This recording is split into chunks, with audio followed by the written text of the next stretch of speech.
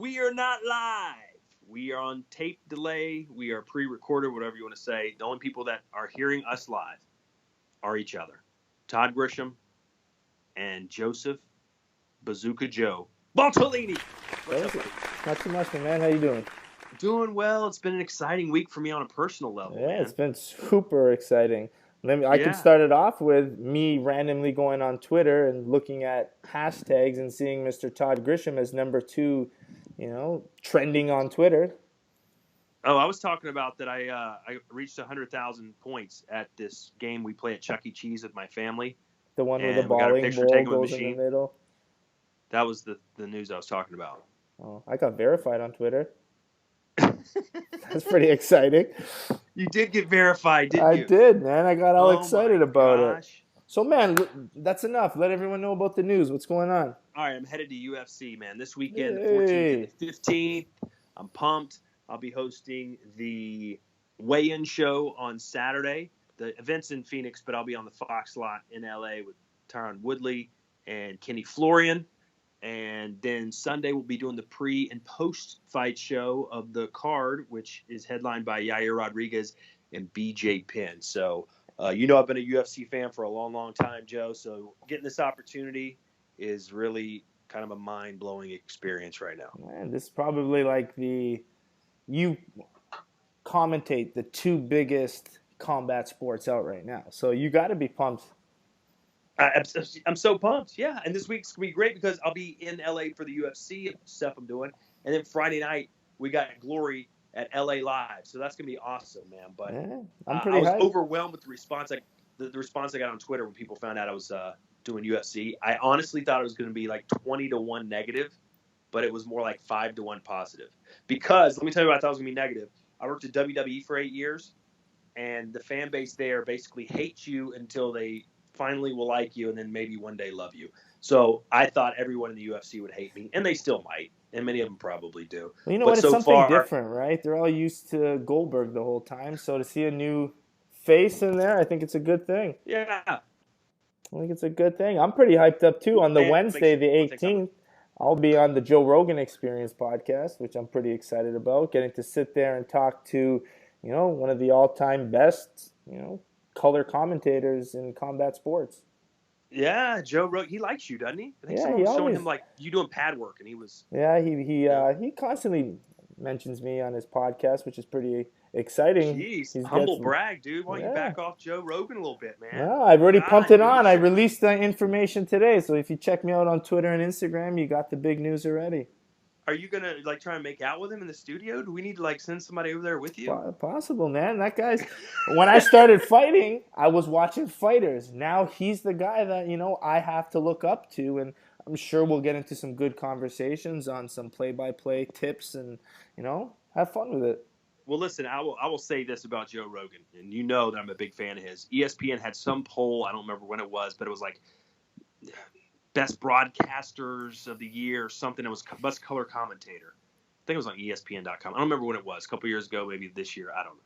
But it had a list of color commentators from the NBA, someone from Major League Baseball, all the big major sports, and you could vote on who you thought was the best. And I was like, why wouldn't Joe Rogan be on here? He's as good, if not better, than all these guys. I mean, he breaks down UFC fights better, in my opinion. Oh, he's a stud. He does it the best, and that's why he's one of those role models that I look up to in color commentary. So there's my brown-nosing job for Joe Rogan. So make sure you pass that on. I will. I'll tell him to listen to this podcast. Yeah, but I think the first time I do play-by-play for UFC is going to be in Halifax, and I get to work with Brian Stan. I don't know if you know him, but I've met him a couple times, man. What a great guy. A great American. USA, baby. I love Brian Stan. I'm upset about this, Todd. Do we really have to bring this up that I'm a little jealous that you have another, color commentator partner? I'm your only. I thought you were cool with us having an open relationship, man. You're not supposed to be getting jelly right now. You getting jelly? We can't talk about this on air. Maybe we'll talk about this after this podcast. What if I said, hey, listen, you and Brian Stan fight it out to see who works with me tonight? Who wins that fight? Are we talking kickboxing or MMA now? We're just talking it's a fight. It's a fight? You guys are in the garage. Weapons or no weapons? That's the key. Are we have weapons allowed? Are we allowed to grab weapons from the garage or no? I don't know. Hey, no, come on. But Fair question. You're both wearing civilian clothes. You're in jeans and one of those too tight European button-up shirts you wear, and your Chelsea boots. And he's My probably tight wearing jeans. like Yeah. cowboy boots and Wranglers. I think I'm too quick. Too powerful. I got it. Obviously, I got the advantage. He's gonna have to try to take me down. That's his only advantage, is to take me down. But I'm gonna make it tough for him. Wow, I love it, man. Yeah. I'm gonna tell him this and see We what he we thinks. talked about this in the last podcast. You even asked me. Me and Alistair Overeem got into a fight. Who's gonna win? And of course, I said I'm gonna win. So every time we got to talk about another human being, I got to obviously be prepared on my strategy how to beat and fight this guy. It's I'm 100% getting true. used to it, yeah. But let me tell you, here's the fans' mentality, at least from my point of view. That's the reason we watch fights, is because we want to see, can this guy beat this guy? Yeah. That's why we watch it. And that's why I used to love those open K1 tournaments back in the day, right? Anybody can go in and try and win the damn thing. So go tell Brian Stan that I'll meet him in a random garage somewhere, and we're good. We'll settle the score. All right, man. I'll pass that note on. But let's wrap this up. Let me just say I'm excited about UFC, and I'm excited for you that you got mentioned on the Big Fighter and the Kid podcast. They showed a picture of us talking about me coming to UFC, and they said you look like a twink. Yeah, and a young Oscar De La Hoya. I tweeted him, and I was like, buddy, you have no clue what you're talking about. If you're calling yourself a combat sports fan and you're calling me a twink after what I've done in the sport, easy there, buddy. I think it was more about how you were dressed, man. You look sharp, bro. I look good. He's jealous, man. Good looking guy on camera like that. Come on, for sure. Brennan's style is what? Torn up holy jeans and kind of like a t-shirts, a leather jacket with a beat up shirt underneath. That's his look, and your look is Dutch boy going to private school. That's what it is now. Remember, hey, we talked about this. We had an agreement that I'm new to play-by-play and commentary and color commentary. You're gonna help me out, and I'm helping you out with fashion. I haven't liked your fashion outfits lately. You're right. They made fun of me too. They said I look like I worked at an Avis rental car counter or something. Yeah. I don't know, man. You're getting ripped all kinds. Even Botter ripped your haircut, saying you look too much like Rico. You're just getting picked on, man. I don't like it. You don't like when people pick on me, and I appreciate you having my back. That's why I'm saying Brian Stan's got an issue. Does Brian Stan have your back like I do? Man, me and Brian Stan haven't done stuff together yet. I mean, me and you have been through the trenches, man. We've survived the Amsterdam red light district, which was tough. Which was a tough task for sure. It's not easy to do. People think it's easy. No, it's not easy. No, it's not. It takes dedication. It takes focus. It takes all kinds of illegal drugs, alcohol. It takes a lot of that stuff to get by. We managed to do it. But we did it. Yeah. So. But all right, man. Well, let's talk about what we're going to be doing in Los Angeles this week. Because after UFC this weekend, I'm gearing up with you for Glory downtown LA Live next to the Staples Center. What an exciting venue, an exciting time. We got 2 world title fights, Joe.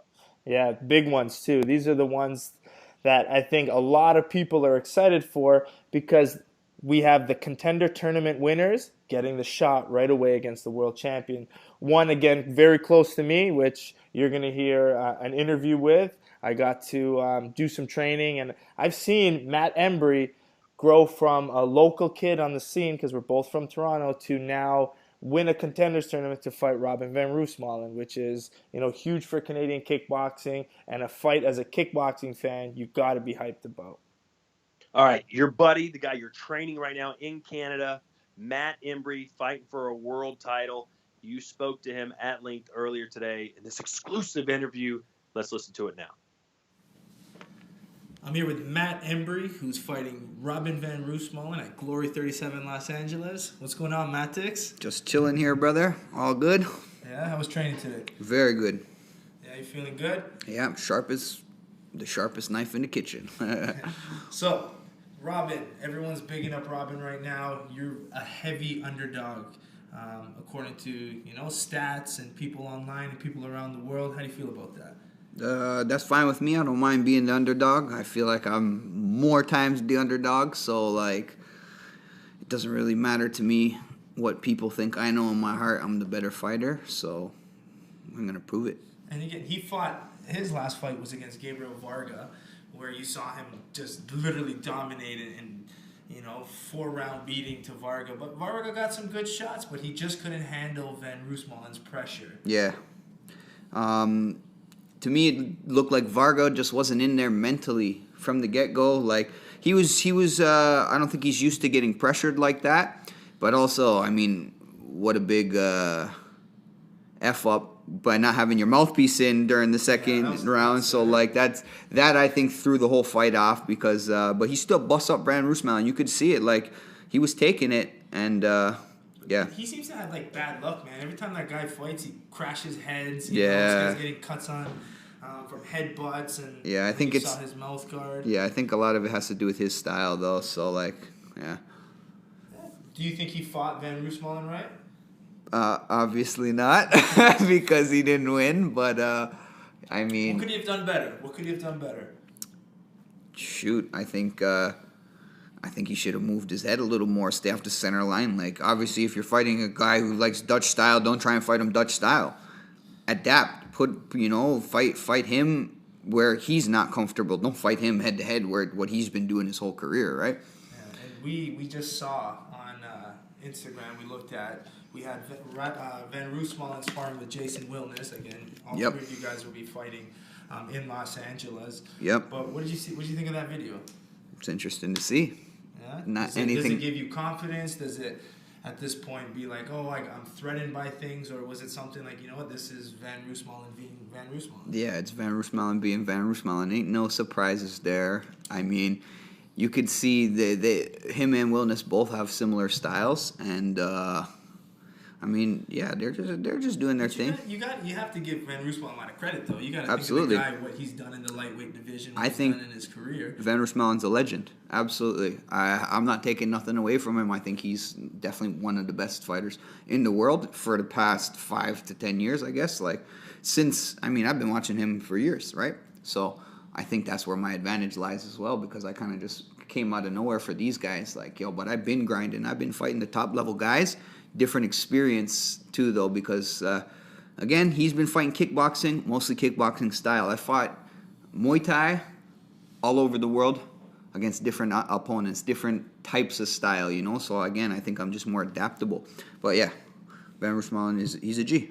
Yeah, I was talking to Rico, and I want to get your opinion on this. In Rico's last fight, when it wasn't against Botter, I think when he fought Anderson Silva, he was saying how he thinks, North Americans, in order to get better in kickboxing, need to go to Holland, get with the Holland camps, get training, and that's the way North Americans are going to get better in kickboxing. What's your thoughts on that? Wholeheartedly disagree. Why? I think North Americans are better. In my opinion, the level here is just as high. We have world-class guys. They have their system, and instead of just trying to learn their system, I feel like what we're doing is to beat their system. Like we got our own style too. I mean, every man. Would you put Canadians and North Americans together? Would you group us as one, or would you look us as individuals? I mean, every man is his own individual. I mean, you got guys from Canada and America who are crap. Same with Holland. You got guys who are great from all over the world. I don't look at it like, because he's from Holland, he must be a great fighter, right? It's all based on the individual. If the guys are all from the same area, they're all fighting the same way, eventually you're going to come up against guys who figure out your style, and they beat it. And I feel like this is where we're coming to right now. Okay, but I'm going to big us up right now, Canadians right now. Big time. Because that's what I'm saying. There hasn't been one American fighter to win a Glory World title yet.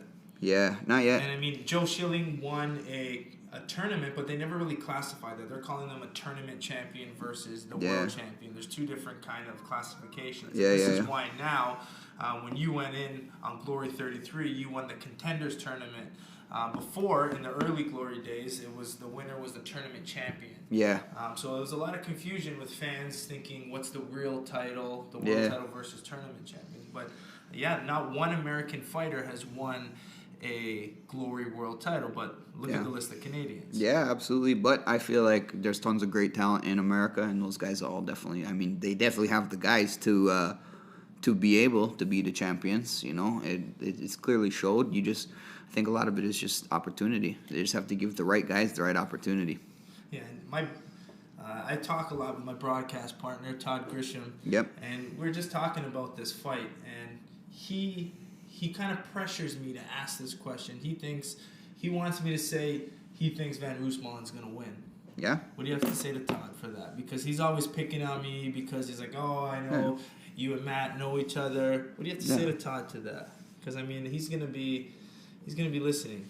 Yeah, I mean... What do you have to say to Todd, Mr. Grisham? He's entitled to his uneducated opinion, I'm sure. He's going to like this. He's going to like I mean, like... Calling you out, Todd, buddy. I'm calling you out. Yeah, no, it's all good. I don't mind. Like, I mean, sure, you can watch from the outside, but, like, maybe these guys just don't get styles. They don't really know the game deep enough. As Roger Mayweather always says, most people don't know shit about boxing. Yeah. You know, people look from the outside, but they don't really...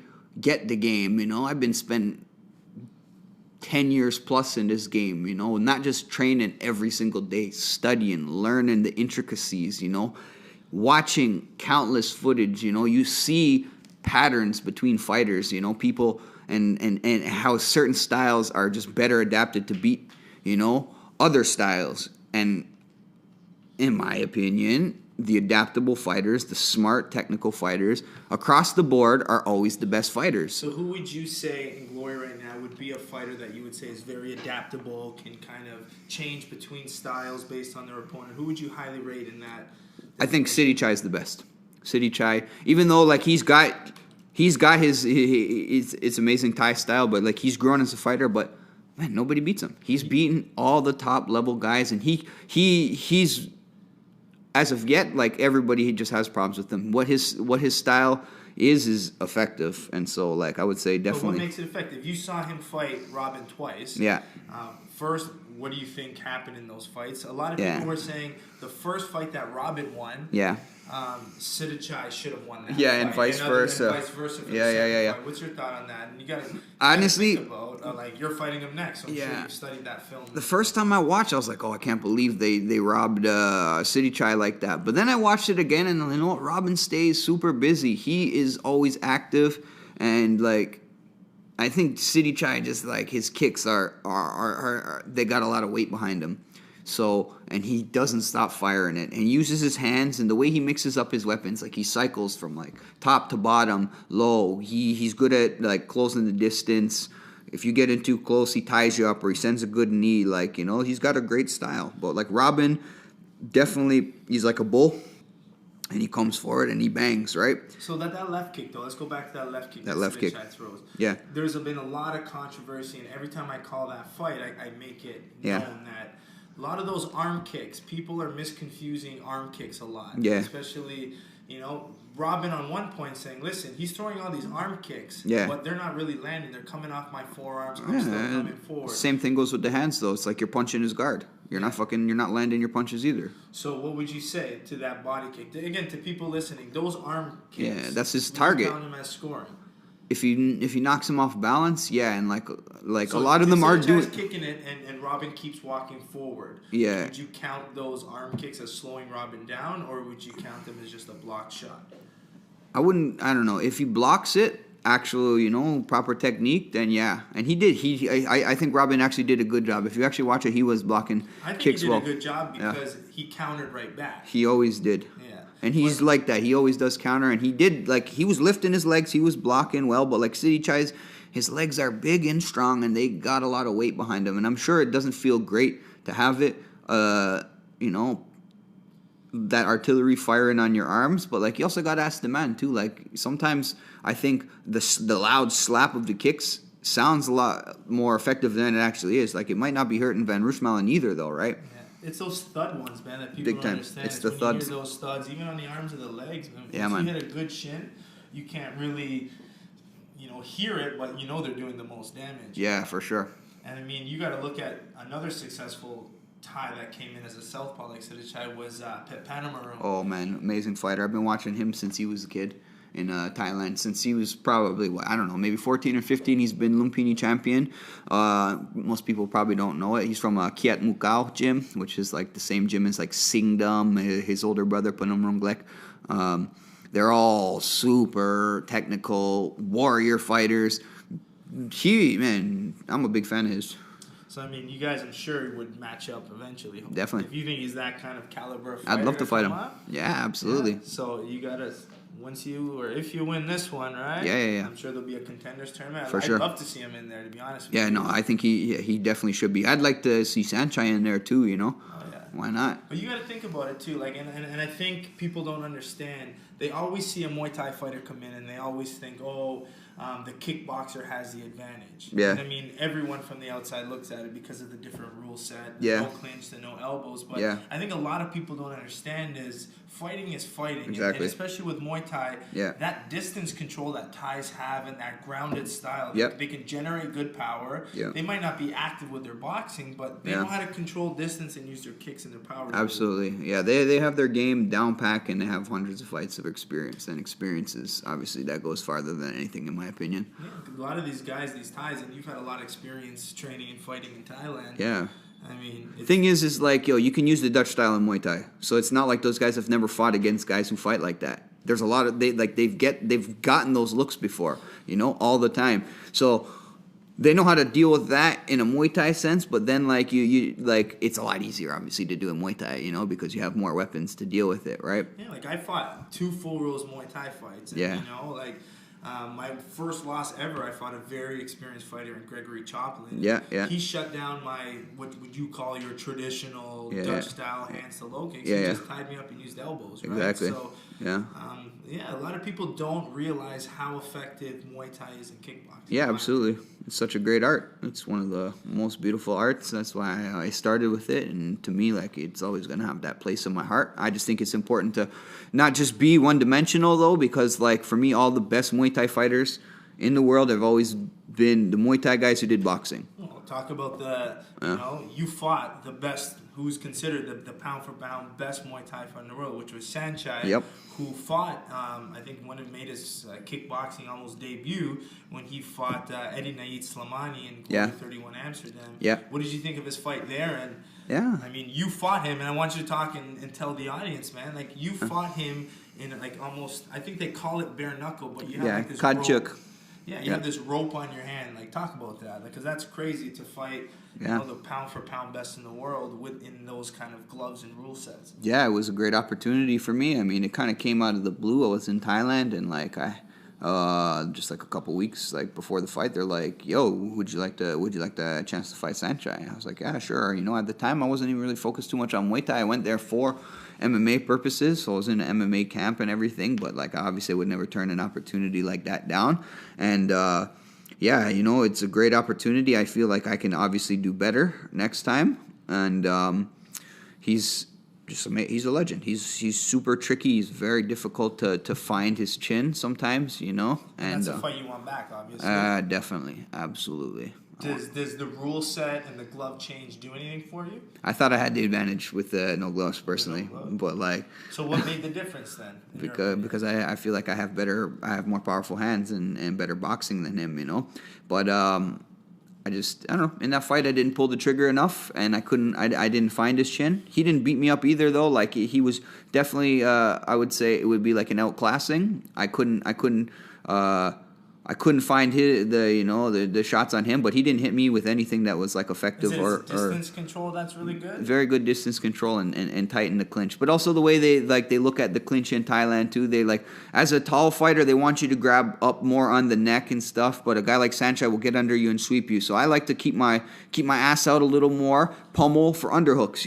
But the judges look down upon that stuff. But like when you do that, it's a lot harder for a little guy to sweep you. So like it definitely has something to do with the rule set as well, Like, I mean, I'd like to fight him in MMA too. Fight him in kickboxing. He wants to fight Conor McGregor. Yeah, he's put some like promotional I stuff seen out that. to fight that. And I told him, I said, listen, you got to fight me first before you fight the champ, right? You you can't just go into the biggest organization in the world and fight him, Yeah, well, like again, I think we'll tell people you and I got to train a little bit, and we get to mix some leather up together. Yeah, absolutely. I'm going to ask you, put you on the spot. If you were my coach right now, what would I need to work on? For what rule set? We haven't talked about this. This is putting you on the spot now. You're my coach. Yeah. You saw me sparring. We've done some pad work, some bag drills. Yeah. What area would you develop in my game? You're clinching your elbows. That's exactly stuff. It's because we don't really spar that way, you know. But like that I'm would hoping, definitely, man. yeah, I'm hoping we can work that. yeah, side. definitely. And I'd love to work that because that's where I think, yeah, as a development as a martial artist, man, your clinching elbows are yeah, on point. But in kickboxing, yeah, if it was kickboxing, I feel like you just gotta keep doing what you're doing. Because like for the first time when we started sparring and versus like how we've been working now, it's obviously a clear improvement. You know.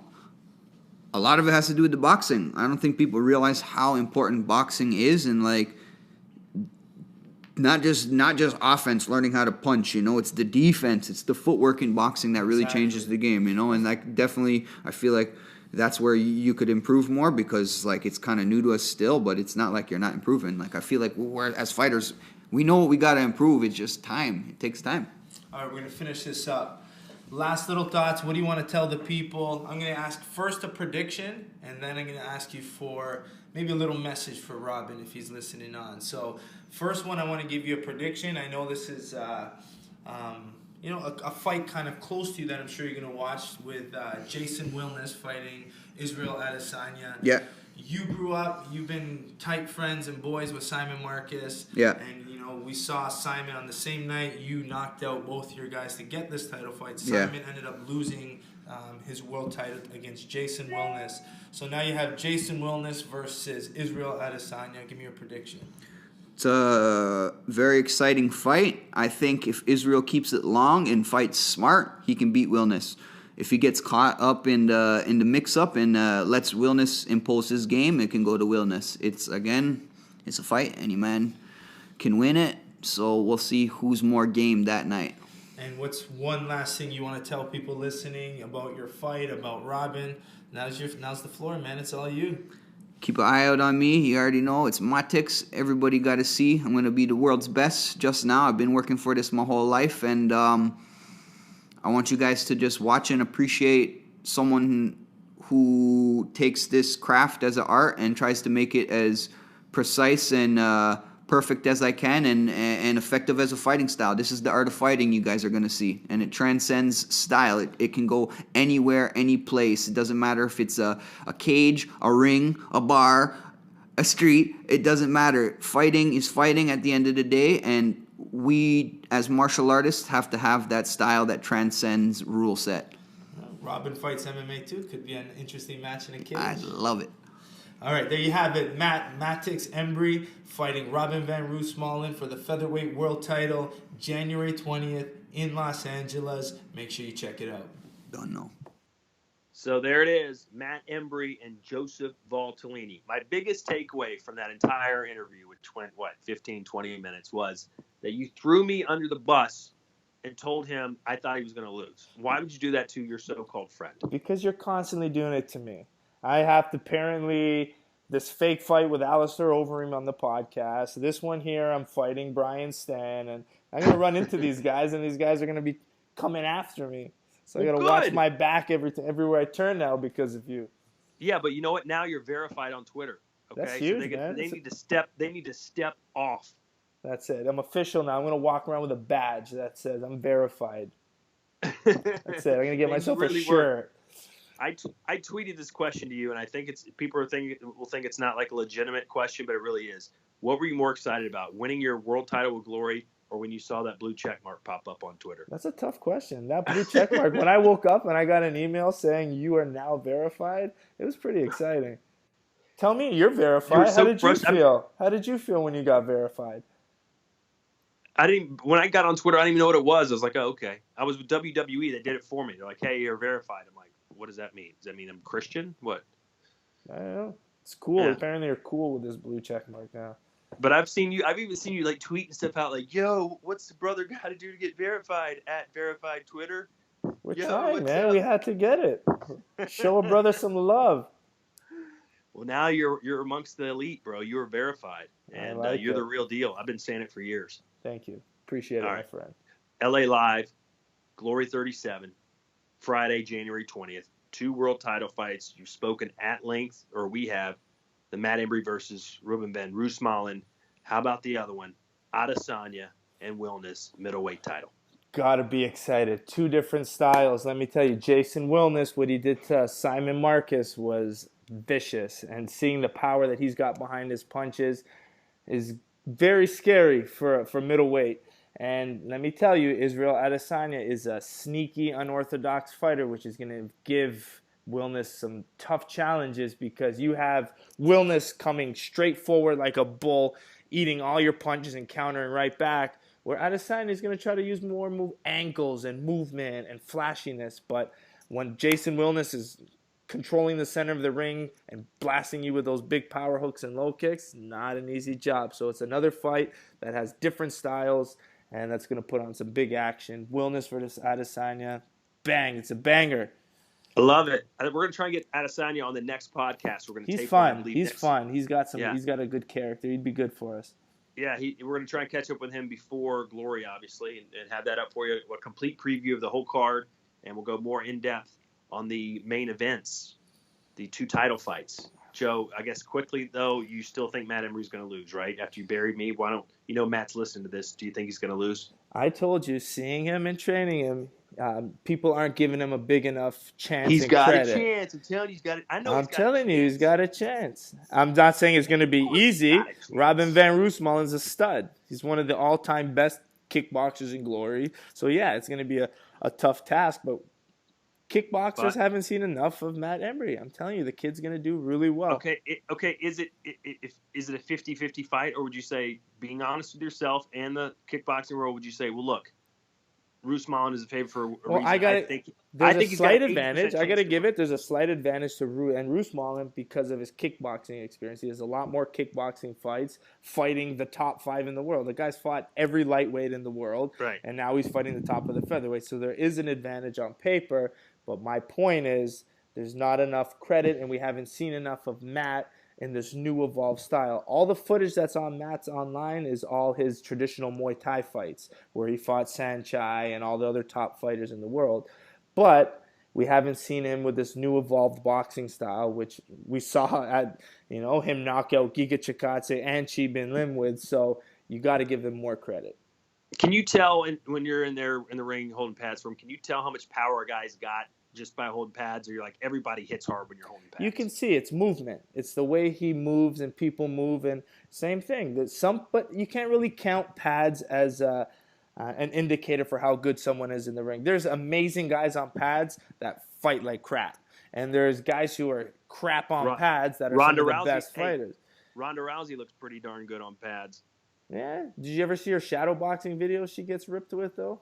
No. No, they're pretty bad. I'll send it to you. Why? What does she do? Just very short punches that look weird, and she got ripped on pretty bad on all those social media memes, and really? Her shadow boxing didn't look great. Oh, and I'm telling you, when UFC puts those cool packages together, and she's hitting those pads and sweat's rolling off her nose, man. The epic music. They put all this epic music to it. They could make me look like I could legitimately win the middleweight championship. I think we should. I think we should try one. What would you fight at? What weight? Well, I walk around at 200 pounds. I could easily get down to, I think I could get down to 175. Well, in Glory, it'd have to be 170 or 187. 187 wouldn't be a problem at all. So I could probably make 170 if my life depended on me making it. Sure. So we'll put a promo you versus Doombay then. Let's get a promo Doombay would going. Light me up. Well, I've seen those power punches. Are you training with me? You got to train with me for this fight. If you put me in there, let's just say I would weigh whatever. And let's say you could either put me against a heavyweight, light heavyweight. The one guy I probably wouldn't want to get in there with if I was the same size is Robin Van Roosmalen, man. That guy is a killer, bro. Other guys might clip you with one punch. I mean, Roosmalen, he's the guy you'd send down the alley like, hey, I need you to take this guy out. Yeah. Or there's 20 guys in this alley. Go. Right. He's the guy. Yeah. Oh, yeah. I mean, And you're the guy in the back encouraging him. I'm the guy in the back on the cell phone like, yo, we need an Uber here now. World Star Hip Hop and the whole thing. All right, man. Hey, we're going to talk more about these fights next week. We appreciate you listening to our podcast. It's brought to you by GloryShop.com. Go there for all your Glory gear. Look good, look cool. Try to anyway. Spend some money. Helps us out. And you can now get the podcast in some different vehicles. Correct, Joe? Yeah, it's going to be up on iTunes as well as SoundCloud as well. So we're building it up. It's just going to keep getting better and better. Yeah, subscribe. There should be a button you can click, right? Yeah. I'm not too keen. I'm not too educated on this internet thing, Joe. You're gonna have to help me out with some This of the lingo. interwebs. Okay? Yeah, we're working on it. Especially now that you've been verified, you've taken it social media. Well, to the now next it's kind of like I feel like I want to retire from social media now. It feels like I've done it. I did right, it. I got verified like now. Now I just want to put my hands up and say, you know what, it's done. I'm done. I want to shut down my Twitter now. I'm done. Yeah, like George Costanza, he's out. That's it. Drop the mic and gone. All right. Speaking of which, let's be done. Me and you now. Done.